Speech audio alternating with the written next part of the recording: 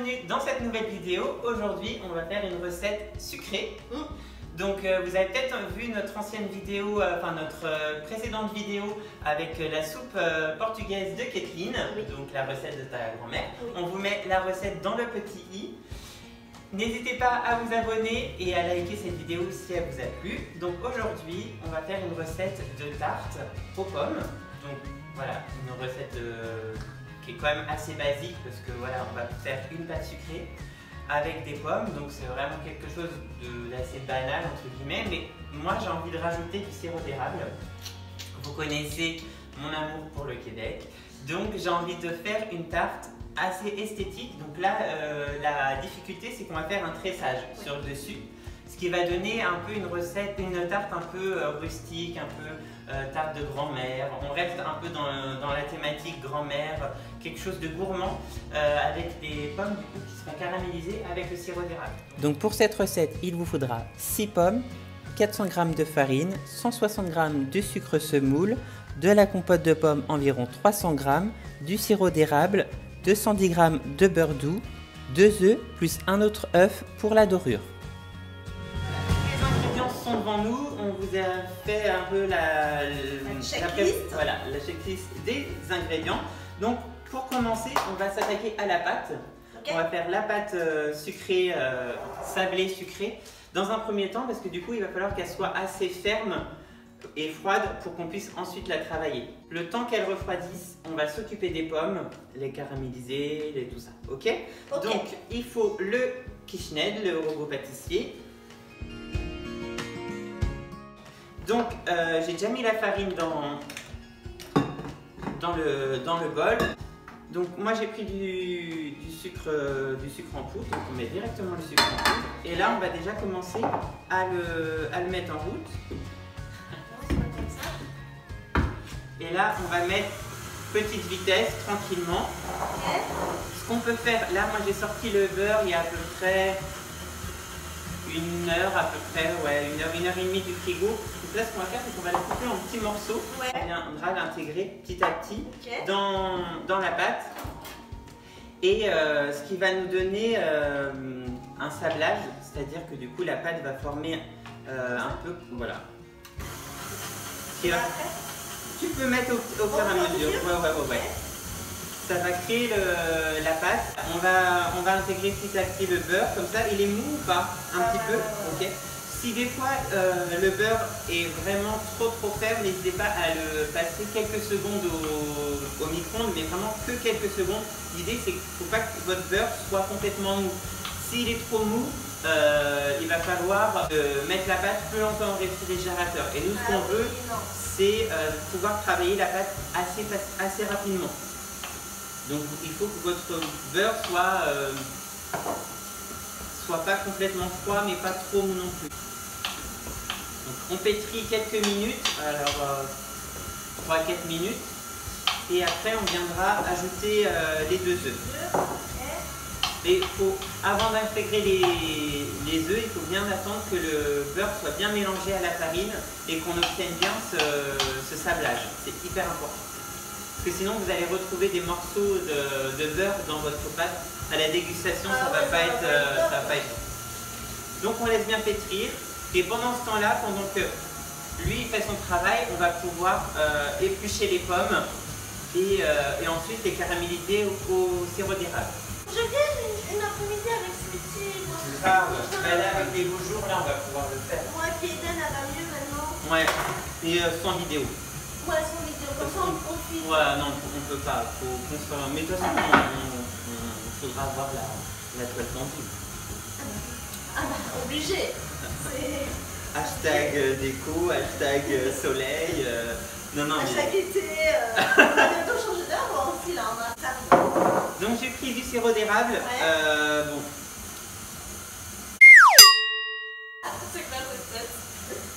Il ne reste plus de sirop d'érable, pas. Il me reste un petit fond. Moi, je me suis la gardée vraiment pour... On n'a plus de... Ils appellent ça des cannes, je crois. En fait, c'est des boîtes de conserve. Et du coup, on n'en a plus. Malheureusement, avec le Covid, on n'a pas pu aller au marché qu'on a l'habitude d'aller tous les ans. D'accord. En fait, à Nantes, parce qu'on habite pas très loin de Nantes, On va tous les ans au marché de Noël et du coup il y a un stand Québec et où on peut se procurer du sirop d'érable de là-bas. Après, bon, il y a toujours moyen de retrouver sur internet. Mais du coup aujourd'hui on utilisera celui-là. Ah mais il y a marqué Canada, ça rattrape. Donc elle est en train encore de pétrir, on l'a bien laissé pétrir. Pendant ce temps-là, nous on va s'occuper des pommes. Donc j'en ai pris pas mal, mais on va en utiliser que 6. Ok. 6, je pense que ça sera suffisant. Ce qu'on va pouvoir aussi faire, ça va être préparer une casserole pour pouvoir mettre les pommes. On va éplucher, couper les pommes, les transférer directement dans la casserole et on rajoutera le sirop d'érable. Okay. Sirop d'érable, on va mettre à peu près 3 bonnes cuillères à soupe. D'accord. Après, c'est en fonction de vos goûts, sachant que du coup, il n'y aura pas d'autre sucre dans la recette. Dans la casserole. Après, il y en a dans la pâte. Mais après, il n'y en a plus. Non. C'est vraiment histoire de caraméliser avec le sirop d'érable. Donc faites à votre convenance. On va mettre 3 cuillères à soupe. Si on voit que c'est pas suffisant, on n'hésitera pas à en rajouter. Ok. Oh, c'est trop beau. Ah, c'est trop beau. Tu sais, sur Instagram, souvent, on voit les frites à merde. Ça, là, vous voyez, avec les pommes de terre. Ah oui. Tu sais. Donc là, on enlève l'excédent. Ce qui ne va pas nous intéresser, ça va être la peau. C'est pas grave. La peau, et puis après, on... Donc, ça, j'enlève. Tu peux le manger. Non, j'ai pas envie. Bon, voilà. Toi, tu manges tout d'habitude. Donc, moi, j'utilise ça parce que c'est un peu de la fainéantise. Mais on peut très bien faire des plus gros morceaux. Ah oui. On vous montrera tout à l'heure, mais c'est bien, voilà, c'est bien sablé.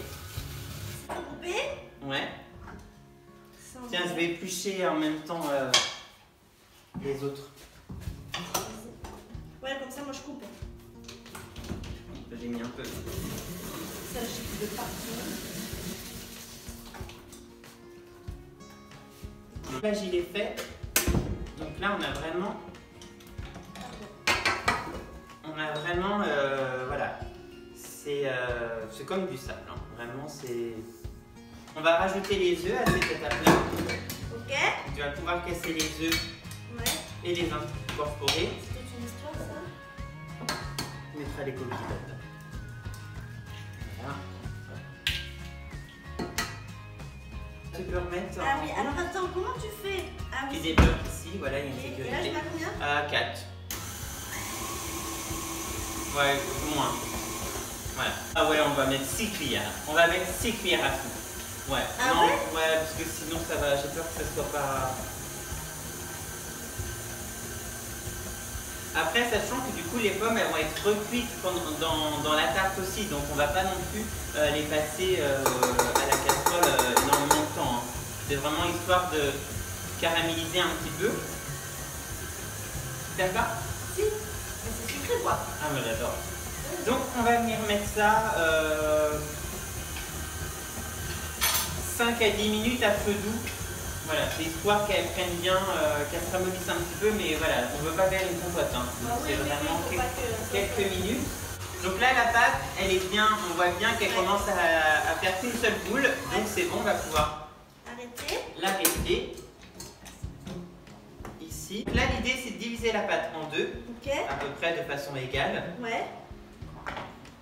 Et donc cette partie-là, on va la réserver au réfrigérateur. J'ai un problème avec ça. Hein. Dans un bol et au réfrigérateur.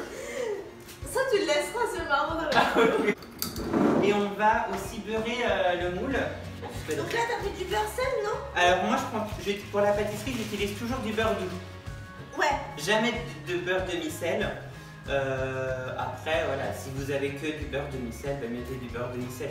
En soi, c'est pas grave.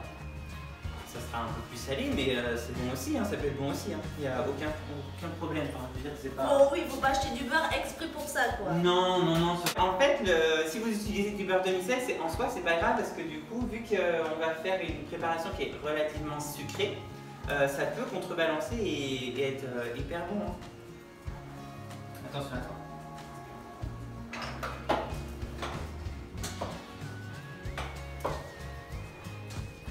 Tu vas mettre un petit peu de farine dans le moule. Ah, c'est trop bien. Ouais. Elle est pratique en plus parce que c'est petit ça. Oui, ah, c'est bon. Donc moi, mon astuce, c'est de faire comme ça. Non, c'est plus. Et l'excédent, c'est pas grave, on peut le mettre sur le plan de travail parce qu'on va venir travailler la pâte dans un second temps. Donc, ok, donc ça Pas c'est de bon. gaspillage. Donc là, tu vas pouvoir déjà étaler des pâtes Ouais. avec. Il y a longtemps. Ok, donc là, l'idée c'est d'étaler la pâte avec le rouleau à pastry green. Donc, ce que je fais moi, c'est vaut mieux pas étaler trop vite. Vaut mieux retourner. Okay. Si tu as tendance à étaler toute ta pâte d'un seul coup, le truc c'est que si ça colle, ça va être difficile à la retirer. Donc il faut la manipuler, la retourner dans tous les sens, histoire de voir si elle colle pas. Si tu vois que ça colle, n'hésite pas à rajouter un petit peu de farine. Et donc tu essaies de faire un rond, n'hésite pas à fariner. Là, la pâte, elle a plutôt une belle texture. Après, plus on va venir la travailler, plus on va la réchauffer et plus le beurre va fondre et plus elle va être difficile à travailler. Donc, il faut être assez rapide. Je peux mettre dessus ? Oui. Si vous voyez que votre pâte, elle est vraiment trop molle et tout ça, n'hésitez pas à la remettre au réfrigérateur. Il n'y a pas de souci, c'est pas grave. Il vaut mieux prendre le temps, tranquille. J'ai une petite astuce, c'est faire comme ça. Ah, et après tu l'as mis Et après, pour éviter qu'elle casse quand tu la prends. voilà. Et après, du coup, tu fais comme ça. Impec. Et après, donc, ce qu'on appelle, là, on appelle ça le fonçage de tarte. Donc, c'est essayer de faire épouser la pâte au plat. Ok. Tu vois.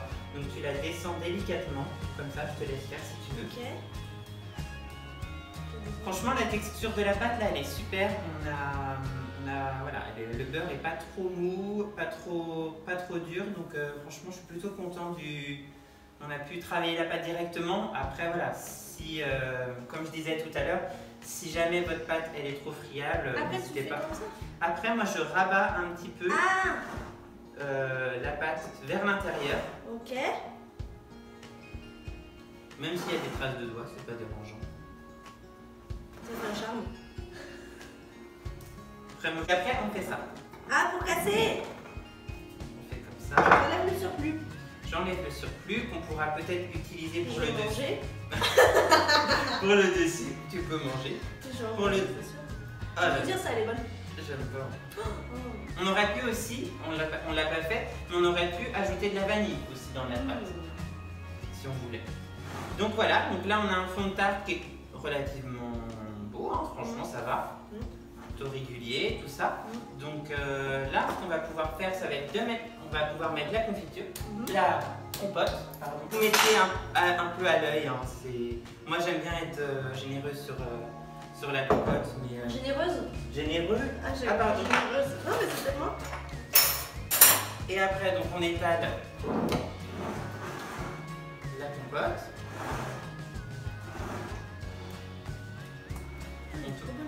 On peut en mettre un peu plus, hein, ça dépend de... Là, on l'a voulu ou pas. Ouais, là j'ai mis là c'est un pot de 730 grammes, j'ai mis à peu près la moitié. Hein. On a mis les pommes caramélisées pendant 10 minutes, 10 minutes à peu près. Donc là on vient les étaler. Ils sont trop gros. On vient les étaler sur le dessus de la tarte. Là, ce qu'on va faire, c'est qu'on va quand même laisser refroidir un petit peu les pommes. Parce et après, on fera le tressage. Alors, ce qu'on va pouvoir faire, c'est qu'on va la laisser de côté. On va laisser la tarte refroidir un petit peu parce que les pommes sont très chaudes. Donc, du coup, si on met la pâte directement, ça va la ramollir et ça va gâcher un peu le travail. Donc là, ce qu'on va faire, c'est qu'on va quand même étaler les bandes de pâte, les préparer en attendant. Faire aussi, là, c'est de préchauffer le four à 200 degrés. Ok.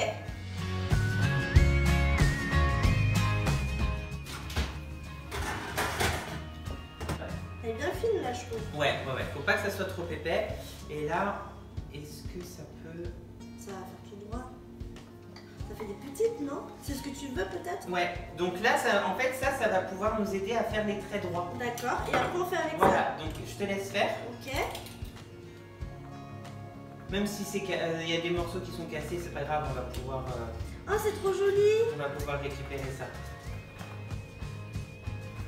Donc là, on va venir prendre notre tarte. Ouais.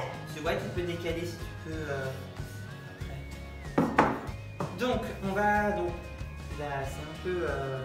On fait comment là du coup? Donc. Attends, fais voir, fais voir. Moi, je prends. Attends. On commence au milieu.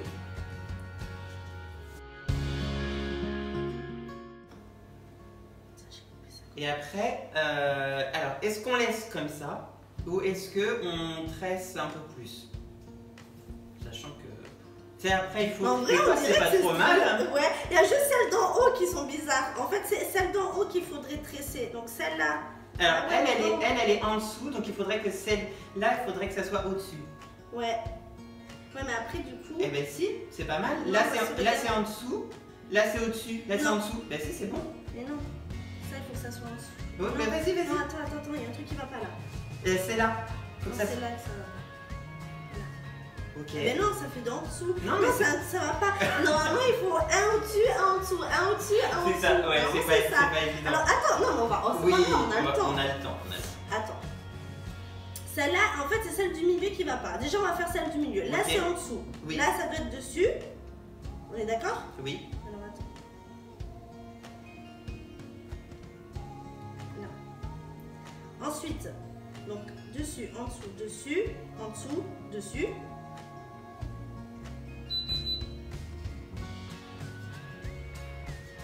Ok. Ensuite, il faut que celle-là, elle soit en dessous.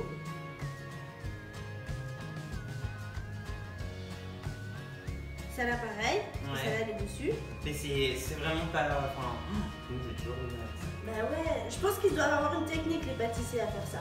Là, c'est pareil, elle est dessus, donc là, il faut que ça soit en dessous. Là, elle est dessus, là, il faut qu'elle soit en dessous. Pas mal. C'est bien. En dessous, Au-dessus, ouais. dessus, dessous, dessus. Au final, c'est vite fait, hein. Au final, c'est bon. Une fois que tu as la tactique, impeccable. C'est Ok. bon, elle est faite. Ok, super. On va faire aussi, avant de la repasser au four, on va la laisser un petit peu au frigo quelques minutes. 5-10 minutes au frigo. Ok. Donc là, Et donc on va pouvoir. elle est belle. Ouais, on va pouvoir la badigeonner avec un œuf avant Ouais. de la mettre au réfrigérateur. Du coup, après 40 minutes de cuisson à 190 degrés, du coup, on a notre jolie tarte. Donc là, elle est encore assez chaude, mais on va quand même pouvoir la goûter. Donc là, on voit bien les morceaux de pommes et tout. Ça a l'air super bon. Ah ouais, voilà. Je vais goûter un petit morceau et puis je vais te laisser goûter aussi. Tiens, vas-y. Oh, pardon, excuse-moi.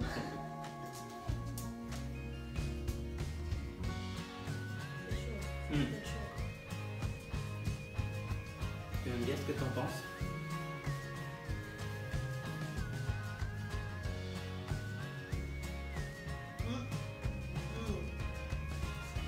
C'est bon? Après, elle est chaude, donc c'est vrai que ça sera meilleur bien froid. Enfin, je sais pas si toi tu préfères quand c'est tiède ou froid les tartes, mais moi je préfère quand c'est bien froid. Moi, j'aime bien quand c'est tiède. T'aimes bien quand c'est tiède, toi? Là, c'est chaud. Alors dites-nous si vous êtes plus personne qui préfère les tartes tièdes ou froides. Moi je sais que je préfère froid parce que on a plus de goût, je trouve, quand... Ouais, bah, j'aime les deux, mais c'est vrai que des fois, il y en a certaines où... Voilà, c'est là assez elle chaude. est trop chaude. Ouais, trop chaude. Mais, Mais elle est bonne, hein. Bonne.